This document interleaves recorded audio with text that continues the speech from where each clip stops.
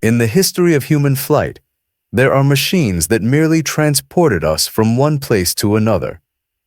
And then, there are legends.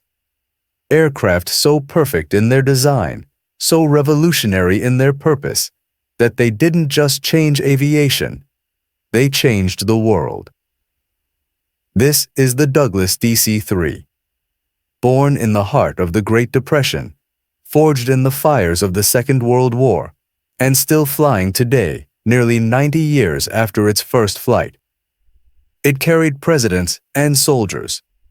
It dropped paratroopers over Normandy and flew supplies across the Himalayas. It connected continents, opened the skies to ordinary people, and became the backbone of modern air travel. But how did one aircraft come to dominate the skies for decades? What made it so exceptional that pilots called it the most reliable plane ever built? And why, in an age of jets and supersonic travel, does the DC-3 still take to the air? This is the untold story of the plane that changed everything. To understand the revolution brought by the DC-3, we must first return to the dawn of aviation itself, a time when flight was dangerous, uncomfortable, and reserved for the brave or the foolish. On December 17, 1903, Orville and Wilbur Wright achieved what many thought impossible. For 12 seconds, their fragile aircraft, little more than wood, wire, and fabric, lifted off the sands of Kitty Hawk, North Carolina. Humanity had conquered the air. Within a decade, flight had become a weapon. The First World War turned the airplane into a tool of reconnaissance, combat, and terror. But the aircraft of that era were primitive, unreliable engines, limited range, no instruments beyond a compass and altimeter. Pilots flew by instinct, often paying with their lives. After the war, aviation entered what some called the barnstorming era. Daredevil pilots toured the country, performing stunts for crowds hungry for spectacle. Meanwhile, fledgling airlines attempted to carry passengers and mail, but the experience was harrowing. Flights were cold, loud, and perilous. Passengers wore earplugs and life vests. There were no flight attendants, no pressurized cabins, no guarantee you'd arrive at all. Commercial aviation in the 1920s and early 1930s was a patchwork of small operators using surplus military aircraft planes designed for war, not comfort. Flying from New York to Los Angeles could take days, with multiple stops for refueling. Passengers endured deafening noise, bone-rattling turbulence, and freezing temperatures. The ticket price? Equivalent to several weeks' wages for the average worker. By the early 1930s, the most advanced airliners were planes like the Ford Trimotor, nicknamed the Tin Goose. It was safe and sturdy, but slow, uncomfortable, and expensive to operate. Airlines struggled to turn a profit. Passengers remained skeptical. The public saw air travel as a novelty, not a necessity. But in California, one man believed the future of flight could be different. His name was Donald Wills Douglas. Donald Douglas was born in Brooklyn, New York in 1892. From boyhood, he was fascinated by machines, particularly those that defied gravity. He studied aeronautical engineering at the Massachusetts Institute of Technology, then moved west to California, where the weather was perfect for testing aircraft year-round. In 1921, Douglas founded the Douglas Aircraft Company in the back room of a barbershop in Santa Monica. Within years, his company was building military planes and experimental designs. Douglas was methodical, detail-oriented, and obsessed with reliability. He believed the future of aviation lay not in speed or spectacle, but in safety and efficiency. In 1933, Transcontinental and Western Air, later known as TWA, approached Douglas with a challenge. They wanted an aircraft that could compete with the new Boeing 247, a sleek twin-engine airliner that was setting new standards. But TWA wanted something better, faster, more comfortable, and capable of crossing the United States with fewer stops. Douglas assigned the project to his chief engineer, Arthur E. Raymond. Raymond and his team worked tirelessly, refining every detail. They designed an all-metal monoplane with a low wing, retractable landing gear, and powerful twin engines. The fuselage was wide enough for passengers to walk upright. The cabin was insulated against noise and cold. For the first time, flying could be comfortable. On July 1st, 1933, the prototype known as the DC-1 took to the skies. It was a success. But Douglas knew they could do better. The DC-1 was refined into the DC-2, a slightly larger and more efficient version. Airlines around the world began placing orders, but the true masterpiece was yet to come. In 1934, C.R. Smith, president of American Airlines, approached Donald Douglas with a bold request. Smith wanted a larger, sleeper aircraft, one that could carry passengers in berths, like a Pullman train car, flying overnight from coast to coast. Douglas agreed. This new aircraft would be called the Douglas Sleeper Transport, the DST. But during development, the team realized the DST could be adapted for daytime flights, carrying more passengers in standard seats. This version became known as the DC-3. On December 17, 1935, 32 years to the day after the Wright brothers' first flight, the Douglas DC-3 made its maiden voyage. It carried 21 passengers in comfort previously unimaginable. The cabin was heated, insulated, and spacious. The flight was smooth and quiet. For the first time, ordinary people could imagine themselves traveling by air. The DC-3 didn't just improve air travel, it revolutionized it. Within 2 years of its introduction, the DC-3 was flying for airlines across America and around the world. By 1939, 90% of all commercial airline traffic in the United States was carried by DC-3s. Passengers marveled at the experience. The cabin was quiet enough for conversation. The seats were upholstered and comfortable. Flight attendants, a new profession, served hot meals on china plates. For the first time, flying was not just fast, it was pleasant. Speed was another advantage. The DC-3 could cruise at 180 miles per hour, twice as fast as a train. A transcontinental journey that once took 4 days by rail could now be completed in 15 hours, with just 3 stops for refueling. Suddenly, the vast distances of America seemed smaller. The world was shrinking. Airlines around the globe adopted the DC-3. In Europe, KLM and Swiss Air added them to their fleets. In South America, SCADA, the precursor to Avianca, used DC-3s to connect cities across the Andes. In Australia, the DC-3 became the workhorse of the outback, linking remote towns to the coast. It was rugged, reliable, and forgiving, perfect for pilots operating in harsh conditions. But perhaps the DC-3's greatest achievement was not speed or comfort. It was safety. The aircraft was extraordinarily well engineered. Its twin engines provided redundancy. If one failed, the other could keep the plane aloft.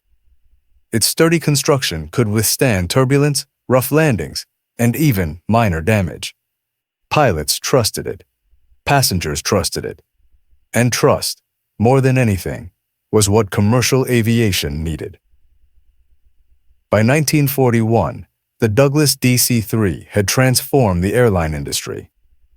Air travel was no longer a novelty for the wealthy, it was becoming a viable option for the middle class. The DC-3 had proven that flight could be safe, comfortable, and profitable. It had opened the skies to the world. And then, the world went to war. On December 7, 1941, Japan attacked Pearl Harbor. America entered the Second World War. Overnight, the nation's industrial might was mobilized for the war effort. Factories that had built cars began building tanks. Shipyards launched warships by the dozen. And the Douglas Aircraft Company received an urgent request from the United States military. The U.S. Army Air Forces needed a transport aircraft, something reliable, rugged, and capable of carrying troops and cargo into combat zones. The answer was obvious. The DC-3. Adapted for military use, it became the C-47 Skytrain. The Navy called it the R-4D. To the British, it was the Dakota.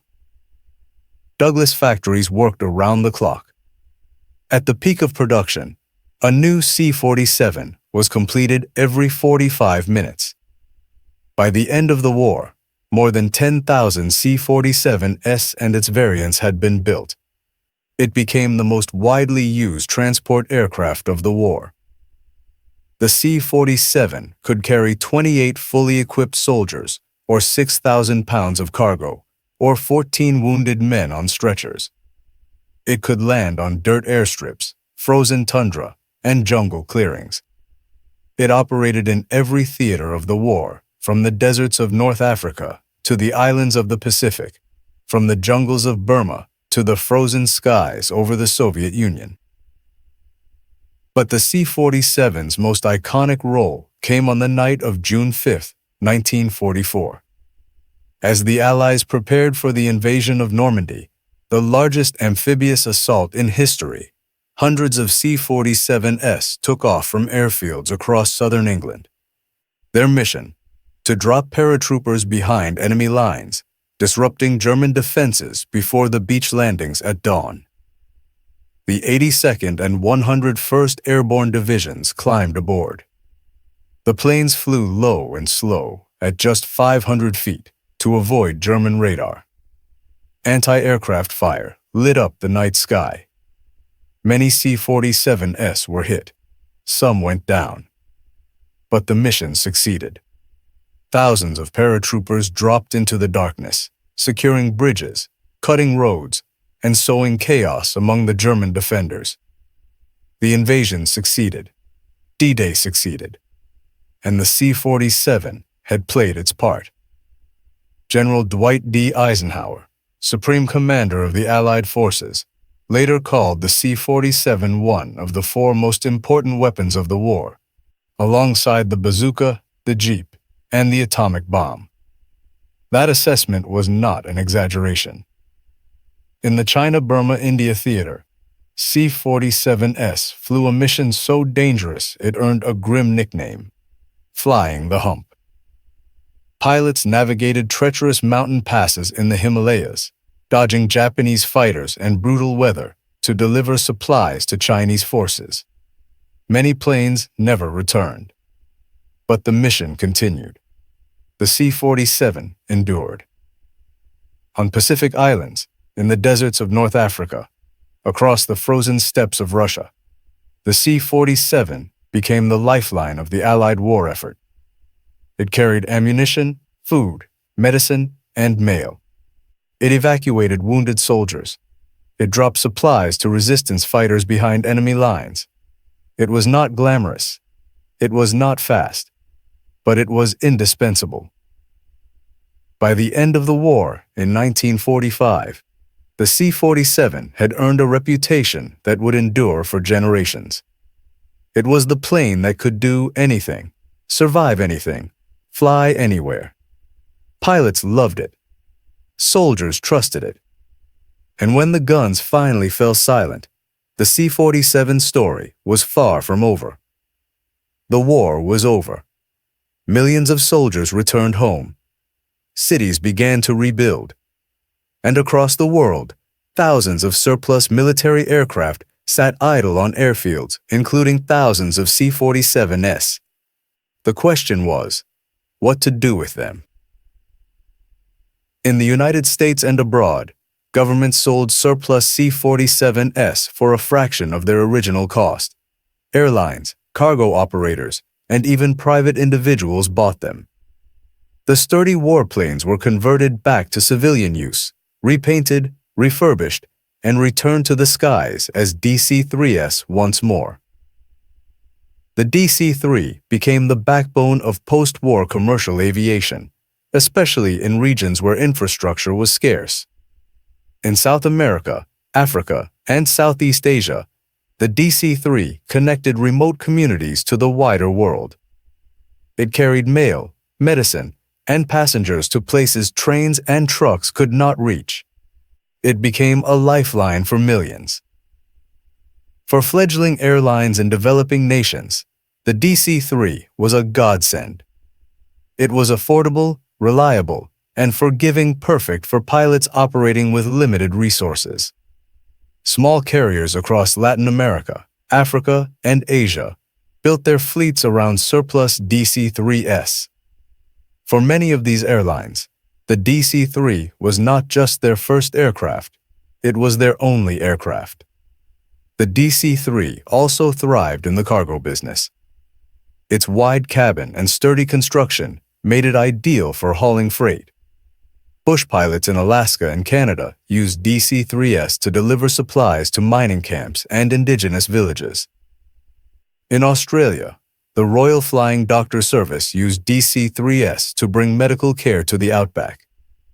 The aircraft that had once dropped paratroopers over Normandy now delivered hope to the world's most remote corners. Even in the most extreme environments, the DC-3 proved its worth. In Antarctica, researchers used ski-equipped DC-3s to explore the frozen continent. In the Arctic, the aircraft supplied remote weather stations and military outposts. It flew in blizzards, sandstorms, and monsoons. It landed on ice, gravel, and dirt. It simply refused to quit.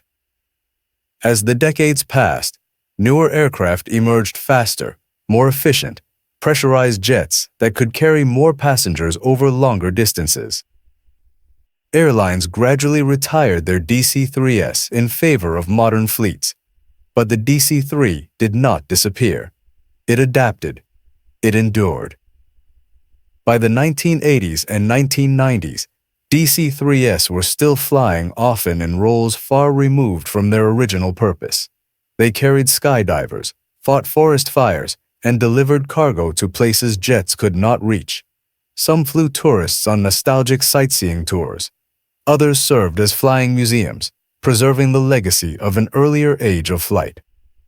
Today, nearly 90 years after its first flight, the Douglas DC-3 still flies. Hundreds remain in service around the world, carrying cargo in remote regions, transporting passengers on heritage flights, and reminding us of an era when aviation was young and the sky was full of promise. Ask any pilot who has flown the DC-3, and they will tell you, there is no aircraft quite like it. The controls are heavy, mechanical. You fly it with your hands and your instincts, not computers. The engines roar with a deep, resonant hum. The landing gear thumps solidly into place. Every flight is a tactile, visceral experience. It connects you to the golden age of aviation in a way no modern jet ever could. Museums around the world have preserved DC-3s, honoring their place in history. At the Smithsonian's National Air and Space Museum in Washington, D.C., a DC-3 hangs from the ceiling, its nose pointed skyward. At the Imperial War Museum in England, a Dakota, the British name for the C-47, stands as a tribute to the airborne forces of World War II. In countless air shows and aviation festivals, restored DC-3s take to the skies, thrilling crowds with the sights and sounds of a bygone era. For those who restore and maintain these aircraft, the work is a labor of love. Parts are scarce. Engines require constant care. Every flight is a triumph of dedication and skill. But for these enthusiasts, the DC-3 is more than a machine. It is a symbol of ingenuity, resilience, and the pioneering spirit that defined the early days of flight. The Douglas DC-3 changed the world in ways both profound and subtle. It made air travel accessible, connecting continents and shrinking distances. It won a war, carrying soldiers and supplies to the front lines. It opened remote corners of the globe, bringing medicine, mail, and hope to places trains and ships could not reach. But beyond the statistics and the history, the DC-3 represents something deeper. It embodies an era when engineers built machines not for obsolescence, but for endurance. When aircraft were designed with care, precision, and a belief that excellence was not just desirable, it was essential. In an age of disposable technology, the DC-3 stands as a rebuke to planned obsolescence. It was built to last, and last it has. Some of the DC-3s still flying today are older than most of the pilots who fly them. They have logged millions of miles, weathered countless storms, and carried generations of passengers. And still, they fly. The DC-3 is a testament to what humanity can achieve when we combine vision, skill, and determination. It reminds us that the greatest inventions are not always the fastest, the newest, or the most glamorous. Sometimes, the greatest inventions are simply the ones that work, the ones that endure, the ones that change the world quietly, without fanfare, but with undeniable impact.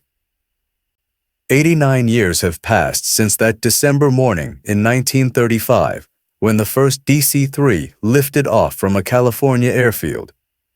Empires have risen and fallen. Technology has advanced beyond the wildest dreams of those early engineers. Jets now cross oceans in hours. Spacecraft venture beyond Earth's atmosphere. But on quiet airfields around the world, the Douglas DC-3 still takes to the sky. Its engines still roar, its wings still lift. And for a brief moment, those who see it are transported not just through the air, but through time to an era when flight was new, when the sky was infinite, and when one aircraft changed everything. 80 years later, the sound of its engines still echoes a reminder of when flight was more than transport. It was a dream made real.